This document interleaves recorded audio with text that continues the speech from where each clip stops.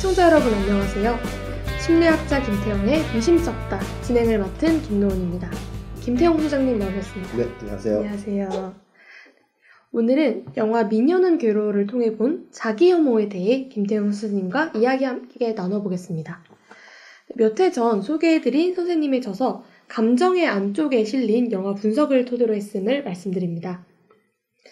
가수의 꿈을 가지고 있지만 외모로 인해 무대 뒤편에 서서 다른 가수의 노래를 대신 불러주는 역할에 머물러야 했던 이 주인공이 성형을 통해 자신의 꿈을 이뤄나가면서 겪은 고민과 갈등을 다루고 있는 영화인데요.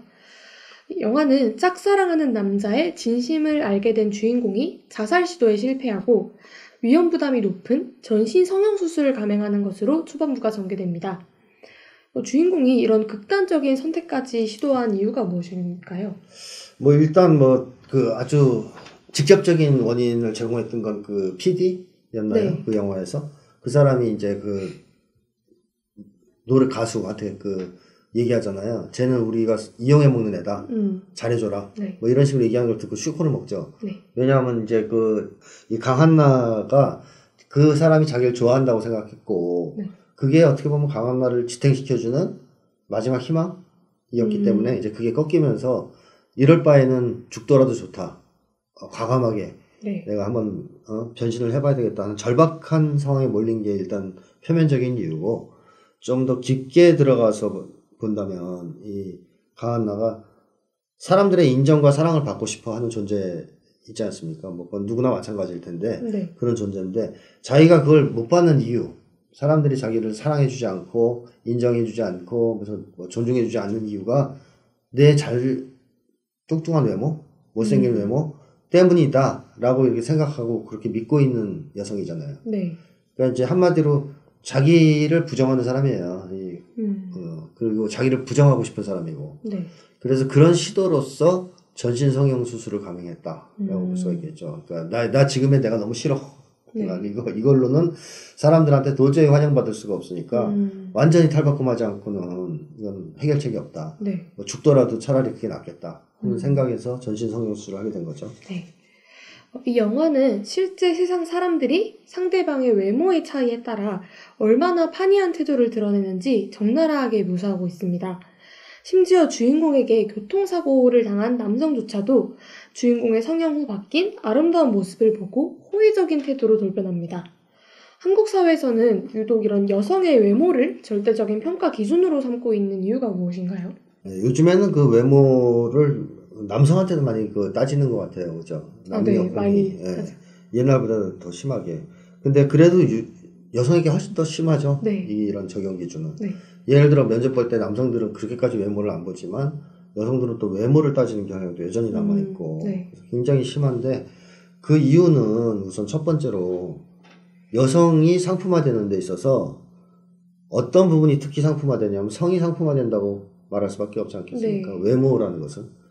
여성이 가지고 있는 좋은 특징이나 장점들 중에서 일부가 상품화되면 그것도 나쁜 거지만 네. 그래도 그래 그럴 수도 있겠다 생각할 수 있지만 외모가 상품화된다는 것은 결국 성상품화라는 얘기랑 같은 네. 얘기예요. 그래서 저 성적으로 얼마나 가치가 있느냐 하는 식으로 여성을 재단하는 풍조가 사회에 널리 퍼져 있고 네. 또 하나는 한국 사회가 점점 더 외모를 중시하게 되는 이유 중에 하나는 외모가 돈과 연결되기 때문이다라고 생각해요. 그러니까 외모는 하나의 자산인 거죠. 네. 돈을 벌기 위한 자산. 네. 물론 외모가 정말 안 좋았을 때, 추악할 때 돈 벌 수 있는 방법이 이제 개그맨 같은 거 하면 혹시 좀 나을 수는 있어도 일반적으로는 외모가 우수할수록 뭐랄까요? 돈을 벌기가 더 용이하다 그럴까요? 네. 그런 것 때문에 이 외모가 곧 돈이다라고 지금 평가되는 사회란 말이죠. 일종의 하나의 이제 자산 취급받는. 그러다 보니까 이 외모에 대해서 훨씬 더 민감하게 바라보는 건데, 네. 그러니까 여성들은 어차피 이 전통적인 가부장적 사고에 의하면 사회생활 열심히 해서 대통령이 돼서 국가를 바꿔주고 핀란드처럼 총리가 되고 이런 걸 바라지 않잖아요. 네. 일반적으로는 그냥 사회생활 하다가도 결혼하면 집에 들어 앉아가지고 남편 내조하고 이런 사고방식이 남아있는 조건에서는 네. 여성에게 가장 중요한 것은 뭐냐? 좋은 남편을 만날 수 있는 외모. 네. 뭐 이렇게 이제 사회적인 통념이 형성되다 보니까 여자들이 이제 외모가 우수하냐 우수하지 않냐에 굉장히 민감하게 네. 사회가 반응하게 된 거죠. 네. 주인공은 성형수술 후 눈부신 미모를 갖게 됐지만 여전히 자기 자신을 잘 돌보지 않고 불필요하게 긴장하는 모습을 보입니다. 그럼 그 이유는 무엇일까요? 이게 이제 겉은 바뀌었잖아요. 네. 완전히 바뀌었잖아요. 근데 속도 그렇게 바뀔까요? 겉을 바꾸면? 아니죠. 그게 안 되잖아요. 그렇게. 머리 빡빡 깎는다고 속에 뭐 내면이 바뀌고 그러진 않잖아요. 네. 그러니까 겉이 바뀐다고 속마음이 따라서 금방 바뀌지가 않아요. 네. 물론 시간이 지나면서 바뀔 수도 있긴 하겠죠. 근데 이 외모를 바꾸는 것은 금방 될 수 있지만 내면 세계가 바뀌는 것은 오래 걸린다는 의미죠. 네. 그래서 심리가 상대적으로 상당히 공고한 측면이 있어요. 잘 안 바뀌는. 네. 그래서 이 강한 나의 심리, 마음은 상당히 오랜 기간에 걸쳐 만들어진 거 아닌가요? 그쵸. 어릴 때부터 그 시기까지. 네. 이게 외모를 바꿨다고 해서 갑자기 바뀌겠냐 이거예요. 안 바뀌는 거죠. 그래서 이 주인공은 외모가 바뀌었지만 내면은 어떻게 보면 안 바뀐 상태예요. 네. 이 불일치를 경험하고 있다라고 볼 수 있겠는데 어찌 보면 또 이걸 통해서 우리가 확인할 수 있는 것 중에 하나는 외모가 정말 이 강한 나가 자기를 혐오하게 만든 기본 원인이었을까? 만약에 그랬다면 외모가 확 바뀌면 이 자기 혐오가 거의 사라져야 되지 않습니까? 그쵸. 근데 그렇지 않았다는 것은 자기 혐오의 기본 원인, 가장 중요한 원인이 외모가 아니었을 수도 있다 하는 것을 의미하는 거 아닌가 싶어요. 네. 우리 주변에서도 성형수술을 하고도 외모에 불만을 느끼고 또 계속해서 수술을 하는 성형 중독에까지 빠지는 경우도 어렵지 않게 볼 수 있습니다. 그럼 그들은 어떤 심리 상태일까요? 그런 거 있었잖아요. 그 외국의 유명 모델, 세계적인 뭐 유명 모델이 거식증 때문에 결국 죽은 그런 사례가 있었죠. 네. 그 사람, 그 모델 같은 사람들한테 사람들이 너 뚱뚱하지 않다라고 얘기해줘도 별로 효과를 못 봐요. 네. 그런 이제 경우에는. 근데 일반적으로 모델을 보면 뚱뚱하지 않잖아요. 네. 말랐으면 말랐지. 네. 일반인의 기준에서 볼 때. 그리고 체중계를 재서 보더라도 딱 나온단 말이에요. 말랐다는 게. 그래도 사람들이 그걸 보여주면서 너 뚱뚱하지 않다. 말랐다. 이렇게 얘기를 해도 이 사람들이 안 받아들인다는 거죠. 뭐 이런 식으로 얘기하는데요. 그 마른 건 맞는데 전반적으로 배가 좀 나와서 안 되겠다. 허벅지가 좀 두껍다. 그래서 계속 이제 안 먹고선 죽는다는 건데 네. 결국에는 이 성형 중독 똑같다고 봐야 되거든요. 뭐 별로 얼굴이 못생기지 않았는데 수술을 했단 말이에요. 일단. 네. 그래서 이제 남들이 예뻐졌네. 그래도 이 사람들은 만족스럽지 않은 거죠. 봐도 아니야 이 사람 수술 잘못했어 부족해.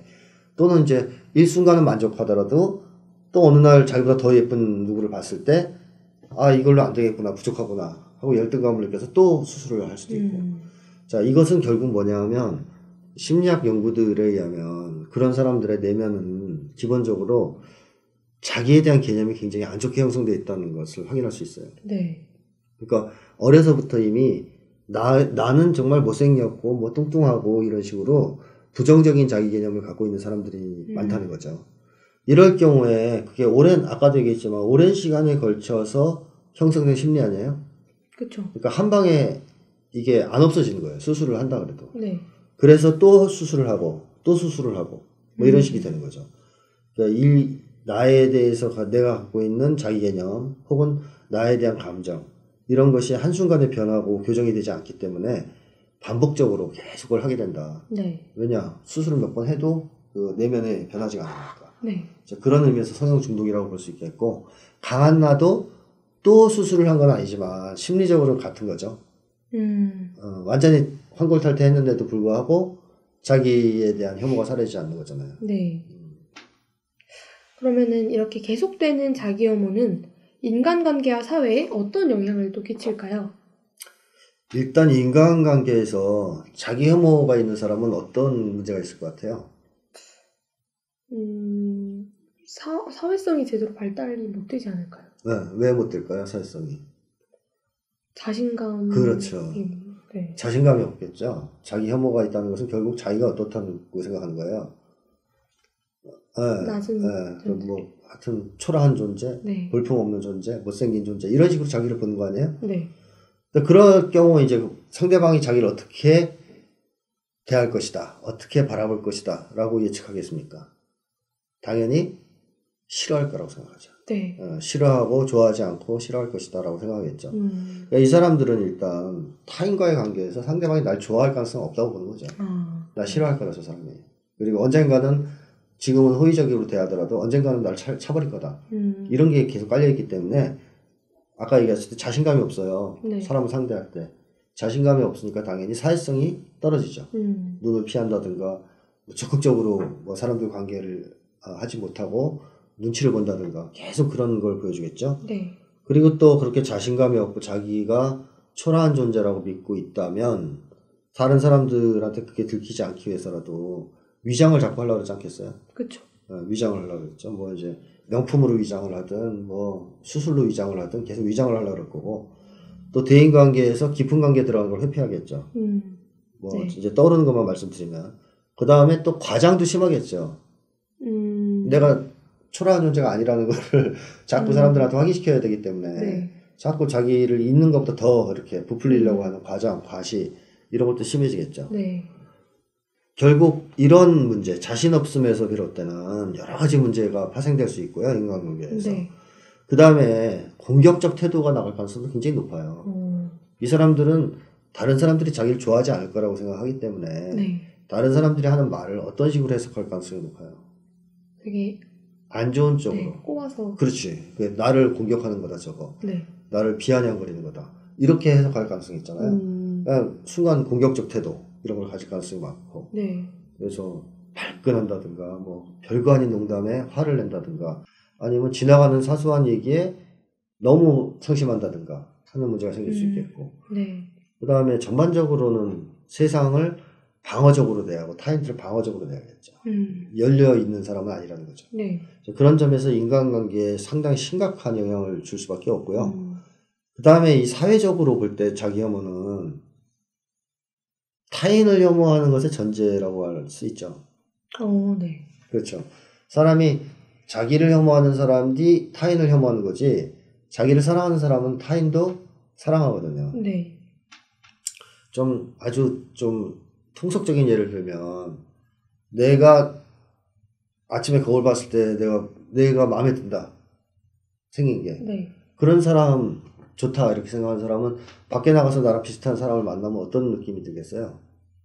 기분 좋겠죠. 네. 반갑고 그래서 뭐 잘 대해주겠죠. 근데 아침에 나를 딱 보는데 막 살기를 느낀다 내가 적개심을 느낀다 네. 화가 난다.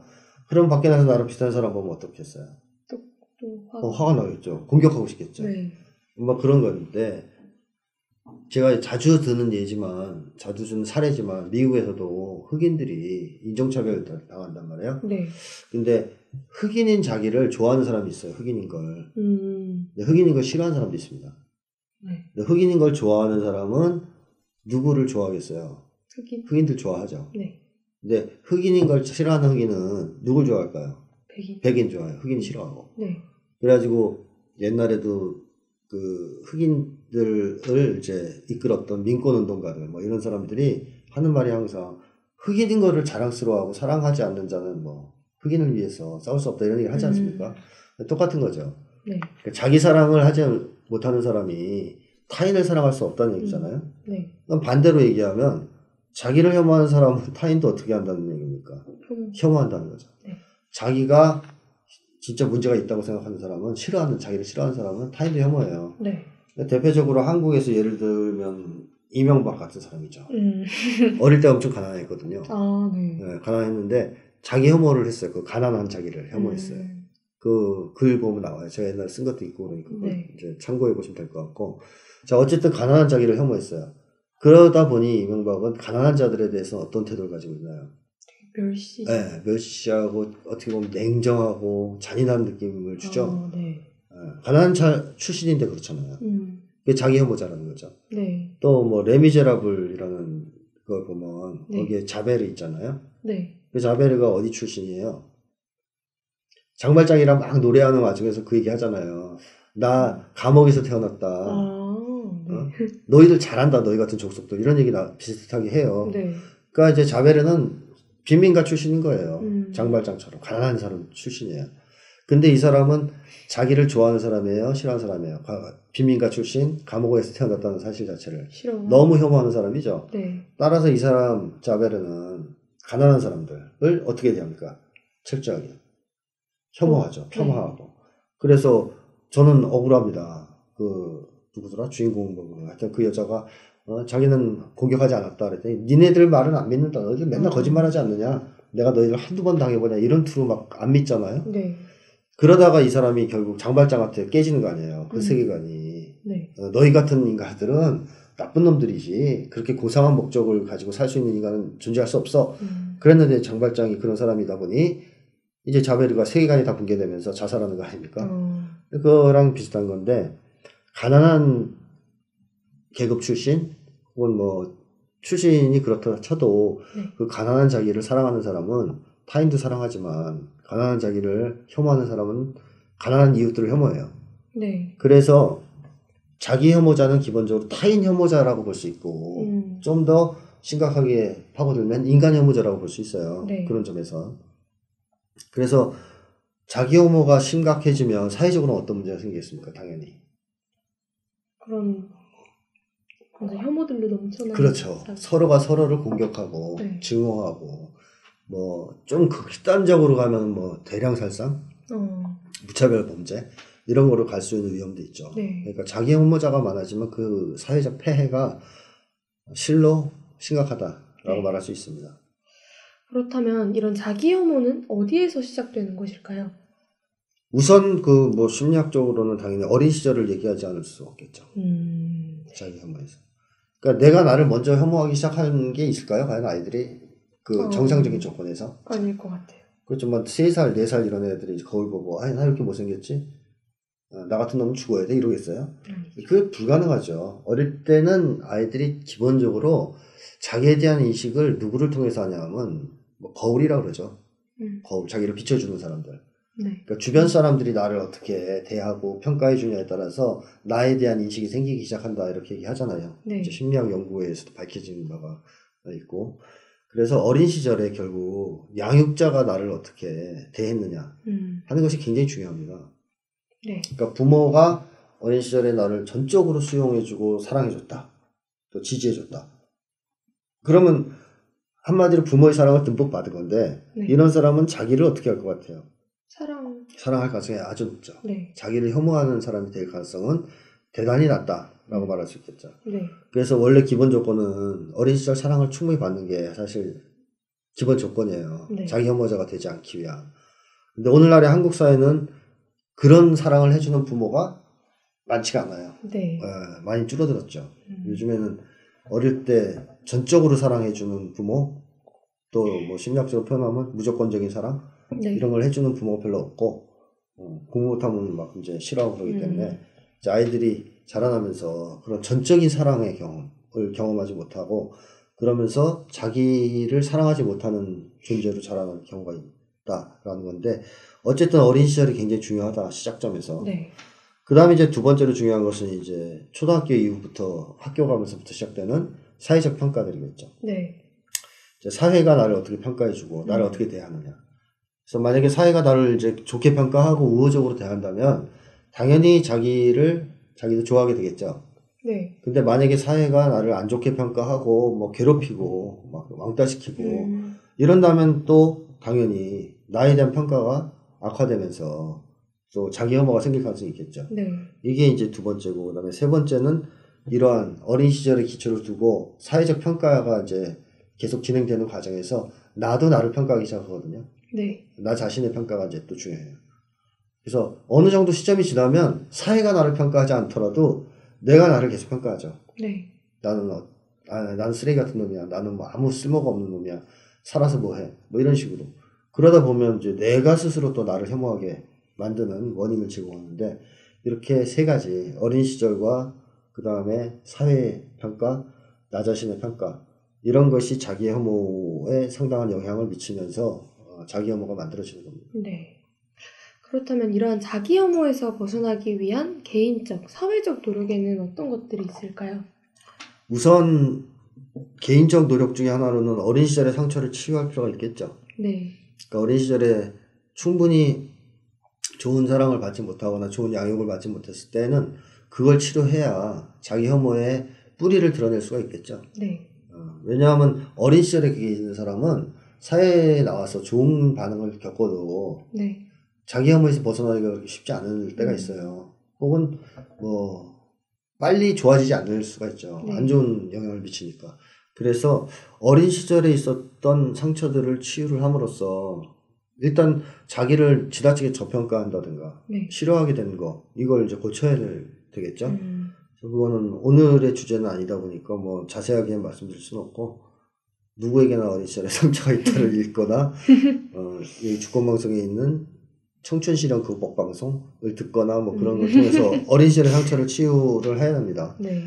근데 두 번째로는 자기 혐오를 벗어나려면 나를 혐오하게 만드는 원인을 뭐 제거해야 되고 혹은 뭐 원인에서 멀어 떨어져야 되는데 나를 혐오하게 만드는 가장 큰 원인 중에 하나는 어린 시절을 제외한다면 사회예요, 사회. 네. 사회가 잘못된 가치관을 가지고 나를 잘못 평가하는 거. 뭐 이런 것이 이제 나를 혐오하게 만드는 이유거든요. 네. 뭐 예를 들면 이 오늘날의 한국 사회는 사람을 돈으로 평가하지 않습니까? 네. 그러면 돈 많이 못 버는 사람은 자기를 어떻게 해요? 좋아하기 힘들다는 거죠. 네. 자기를 좋게 평가할 수가 없으니까. 그래서 돈으로 사람을 평가하는 이런 잘못된 사회, 또 그런 잘못된 가치관, 네. 이런 거를 내가 적극적으로 배척하고 그런 것과 싸우지 않는다면 자기 혐오에서 벗어나기가 힘들다. 네. 이 사회가 평가하는 기준을 따라다니다 보면 자기 혐오에서 자유로울 수 있는 사람이 별로 없을 것 같아요. 뭐 대부분의 사람들은 돈이 없는 사람들이니까 네. 그 당연히 이제 돈 없으니까 자기를 혐오할 거고 또 잘생긴 사람보다 못생긴 사람이 더 많으니까 또 외모 때문에 자기를 혐오하게 될 거고 또 뭐 학력 때문에 혐오하게 될 거고 지방에 산다는 이유로 자기 혐오하게 되고 뭐 이런 수많은 자기 혐오의 거리들이 생길 수 있지 않습니까? 네. 그래서 잘못된 세상과 일단 싸워야 되겠고 그런 잘못된 세상이 강요하는 가치관들, 잘못된 가치관들 이런 것들과 결별하면서 살아야 된다. 네. 그리고 결국 세상을 좀 바꿔야 되겠죠. 인간을 그렇게 자기 혐오에 빠지게 만드는 이 잘못된 세상을 바꾸기 위해서 노력을 해야 되겠죠. 네. 그리고 마지막으로 그런 걸 하기 위해서는 필수적으로 연대가 필요하죠. 그러니까 내가 자기 혐오에서 벗어나려고 이런 노력들을 하려고 그러는데 혼자서 하면 그게 쉽지 않거든요. 네. 또 세상과 싸우려고 해도 혼자서 어떻게 싸웁니까? 그 둘이라도 모여야 뭐 작당을 해보든가 네. 하죠. 그래서 혼자서는 되게 힘들어요. 어떤 점에서도. 그래서 연대가 필요하고 좋은 관계가 필요합니다. 네. 그래서 좋은 관계, 연대 속에서 뭐 어린 시절에 상처를 같이 치료하는 것도 뭐 같이 하시든가 그건 상관없는데 어쨌든 사회의 잘못된 점에 맞서는 거를 네. 이제 공동으로 할 수 있는 누군가 같이 필요하다는 거고 네. 또 세상을 바꾸기 위한 노력도 하려면 뭐 몇 명이 모여서 해야지 혼자서는 안 되니까 그런 연대의 틀이 필요하다. 이런 게 이제 마지막으로 말씀드리고 싶어요. 네. 그렇다면 마지막으로 한 말씀 부탁드리겠습니다.